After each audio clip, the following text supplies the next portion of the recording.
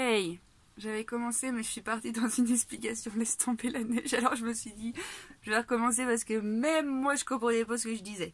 Ça m'arrive souvent mais là je me suis dit non c'est pas possible. Donc en fait je disais donc.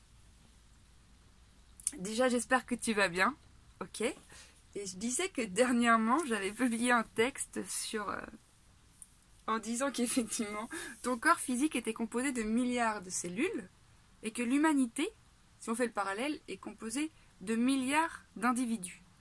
On n'est pas tous reliés directement et pourtant on forme une seule et même chose, à savoir l'humanité. Et c'est pour ça qu'on est tous en fait interdépendants, on est tous reliés. Ce que je voulais mettre en avant, et je vais essayer de faire simple parce que ça l'est, les cellules qui composent ton estomac vibrent sur une fréquence particulière qui fait qu'elles composent ton estomac. Ce n'est pas la même fréquence que ton ongle. Et pourtant, à la base, c'est la même chose, c'est une cellule. C'est comme si je faisais un mélange avec de l'eau et de la farine et que j'obtenais une pâte. Mais si je la densifie, je sais pas moi, comme ça va faire une baguette. Si je la densifie comme ça, cette pâte, ça va faire une brioche. Si je la densifie, je ne sais comment, ça va encore faire autre chose. Quoique là, vous allez me dire que les ingrédients ne sont pas les mêmes. Mais vous aurez compris le fait que ce que je voulais dire, c'est qu'effectivement, les cellules qui composent notre corps ne vibrent pas de la même façon. Et bien au même titre, dans l'humanité, tu vas trouver des personnes avec qui ça vibre et d'autres avec qui ça ne vibre pas. Voilà, c'était tout simple, hein, ce à quoi je voulais en venir. Et du coup, quand tu essaies de plaire à quelqu'un, parce que le monde de bisounours, parce qu'on est tous amour et parce que c'est bien de s'aimer tous, non, ça va peut-être à l'encontre de ce que tu ressens. Et c'est ok de ressentir pour quelqu'un une espèce d'antipathie. C'est pas grave en fait, ça arrive. Hein. Effectivement, si on voit les animaux, on observe que les chiens assez rapidement, on sait très bien s'ils vont s'entendre et s'ils vont pas s'entendre. Et quand ils s'avoient dessus et se grognent dessus, je crois que 3 minutes après, ils ont compris qu'ils allaient pas s'entendre. Enfin, dans l'immédiateté, mais 3 minutes après, c'est fini quoi.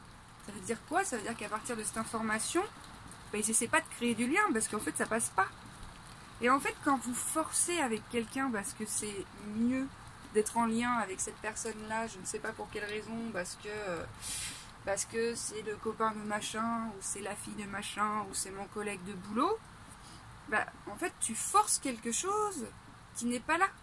Du coup, en fait, tu vas te décaler de ce que tu es pour satisfaire quelque chose qui n'a pas lieu d'être. C'est incroyable, hein? Alors qu'effectivement, tu ne peux pas t'entendre avec tout le monde. C'est un fait, en fait. C'est un fait. Et t'imagines si tu t'entends avec tout le monde, mais ce serait trop le sbeul. Ça veut dire quoi qu'en fait... non, ce serait pas possible. Il y aurait beaucoup trop, quoi. Donc, ne pas s'entendre avec tout le monde, c'est pas grave. C'est ok, qu'il n'y ait pas de résonance. Il y a des gens, en fait, avec qui ça résonne. Tu l'expliques même pas, tu le sens. Et il y en a d'autres, t'as beau essayer de nourrir le terreau, ça marche pas. Ouais, mais parce que peut-être qu'à la base, tu le ressens pas aussi. Et peut-être que tu ne t'es même pas posé la question si tu le ressentais ou pas, parce que ça s'est présenté comme ça dans un cadre assez rapproché dans tes cercles de famille ou d'amis, si bien que cette personne est entrée dans ta vie, et puis du coup, sous couvert que, t'as nourri un lien, alors que si tu t'es été écouté au début, peut-être que tu aurais ressenti qu'en fait pour cette personne, il n'y a pas d'élan. Puis peut-être même que non seulement il n'y a pas d'élan, mais il y a de l'antipathie. Ce que je veux te dire, c'est que c'est pas grave en fait, tu pourras pas plaire à tout le monde. D'ici, pas possible. La seule chose que tu peux faire, c'est de te plaire à toi. Et ce faisant, tu vas vibrer sur la fréquence qui te sera le plus juste pour toi. Et tu vas attirer à toi des gens qui vibrent sur la même fréquence. En fait, tout est énergie. Hein, tout est... c'est fou, en fait. Il n'y a rien à faire. Hein. T'es un aimant. Après, si tu attires à toi que des personnes qui sont dans un certain taux vibratoire ou certains fonctionnements et tu te dis non mais quand même, laisse tomber la neige. Mais c'est parce que toi, tu portes ce genre d'informations en toi et que ça rentre en résonance avec ce que les autres portent aussi et du coup, tu les amènes à toi. Donc c'est pas grave non plus, c'est juste prendre la responsabilité de quel type d'information je porte pour attirer à moi ce genre de personnes. Et si tu attires à toi des personnes qui te rejette, qui t'écoute pas, comment dire, te malmène, on va dire, enfin dans le sens où il n'y a pas de respect pour la personne que t'es, il n'y a pas de valorisation, sinon tout l'inverse.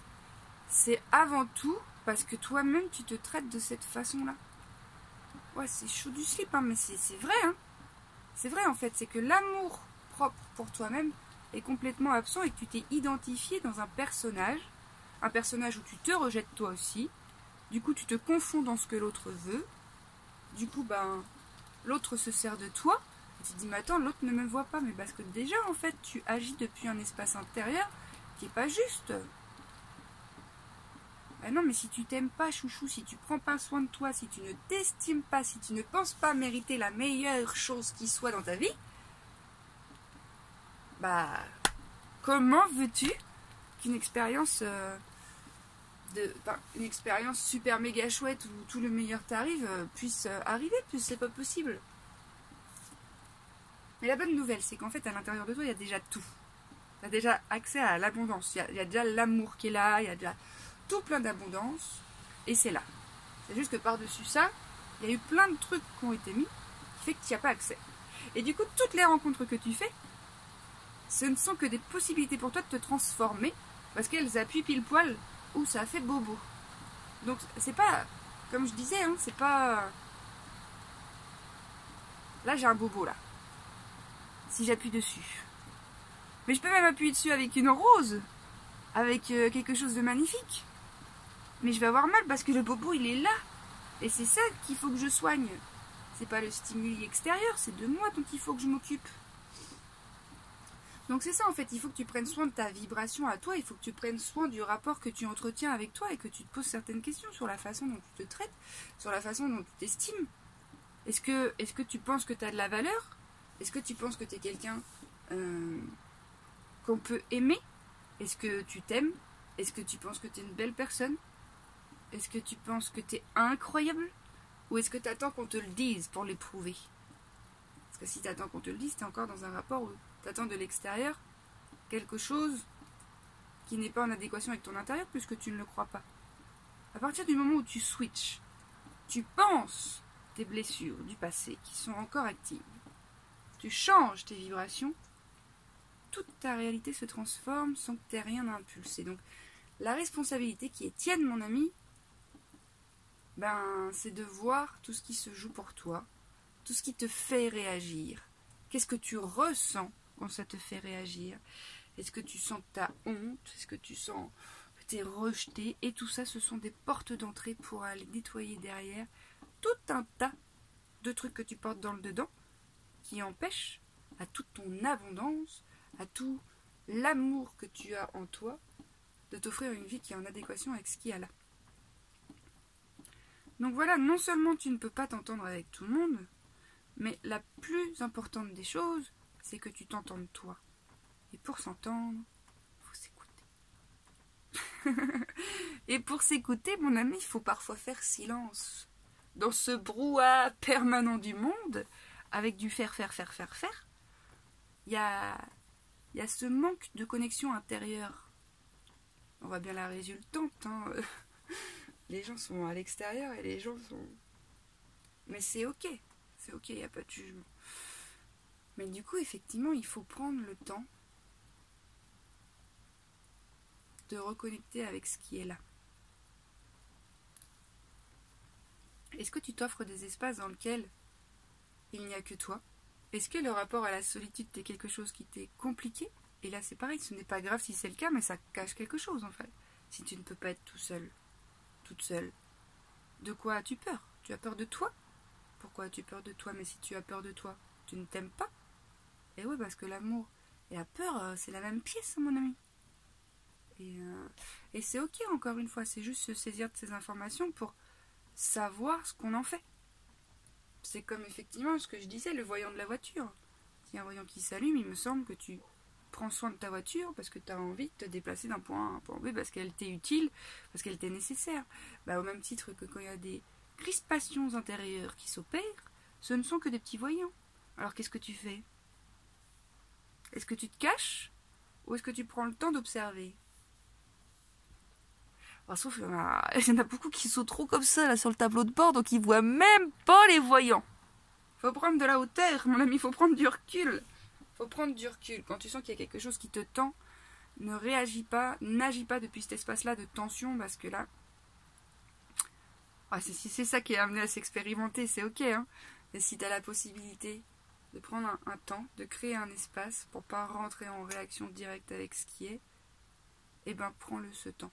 Les choses, elles ne vont pas disparaître du jour au lendemain, mais c'est vrai qu'effectivement, il y a aussi le truc dans cette société du plaisir immédiat. Mais les choses, elles prennent du temps, hein. Enfin, oui, il y a plusieurs règles universelles et la gestation fait partie de ces règles, en fait. Ça prend du temps. Mais regarde la nature. Si tu sèmes une graine dans la terre, t'as pas une tomate le lendemain, c'est pas possible. Il y a toute une gestation. Est-ce que le terreau est favorable? Est-ce que les éléments extérieurs sont favorables? C'est plurifactoriel, donc c'est pareil. Est-ce que toi, tu t'offres un terreau des plus favorables, qui n'empêche en rien de connecter certaines peurs, qui n'empêche en rien de parfois connecter avec certains sentiments de perdition? Parce qu'il ne faut pas croire le chemin qui est la découverte de soi, mais c'est pas un chemin des plus confortables, hein. Il faut du courage, la persévérance. Mais moi, je me dis qu'il en faut encore plus du courage pour vivre une vie en inadéquation avec ce qui est là. Et puis, de toute façon, à un moment donné, c'est plus grand que toi. La vie, elle te montre quelquefois là où tu dois aller. Ok, tu veux pas y aller parce que t'as peur, parce qu'il faut pas, parce que ce serait mieux que... Tu veux pas y aller? Alors la vie, elle va te montrer une deuxième fois gentiment. Tu veux toujours pas y aller? Bon, peut-être que la troisième fois, la vie, à travers toi, va te montrer différemment. Peut-être qu'elle va t'arrêter. Peut-être que tu vas déclarer une maladie.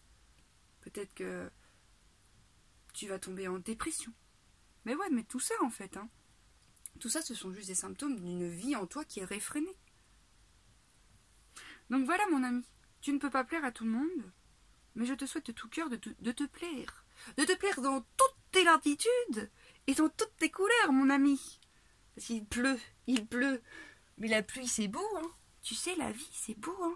Tu sais, les arbres, c'est beau. La nature, c'est beau. Partager un moment avec des gens avec qui c'est bien et que t'aimes bien, c'est beau, hein. Il y a plein de trucs beaux, hein. Alors, qu'est-ce que tu fais? Est-ce que tu privilégies des espaces en toi qui sont... Ou est-ce que tu vas aussi vers des choses qui te portent, qui t'animent et qui t'élèvent? Et ouais, c'est ça, mon ami, le secret, c'est de s'élever. Ok, je crois que j'ai à peu près tout dit. Je te souhaite de t'aimer aussi fort que pu un roquefort de 30 ans d'âge. C'est te dire, mon ami. Et puis d'ici là, je te souhaite plein de belles choses. Du courage, de la persévérance, de la bienveillance et de la patience. Ok? Gros bisous!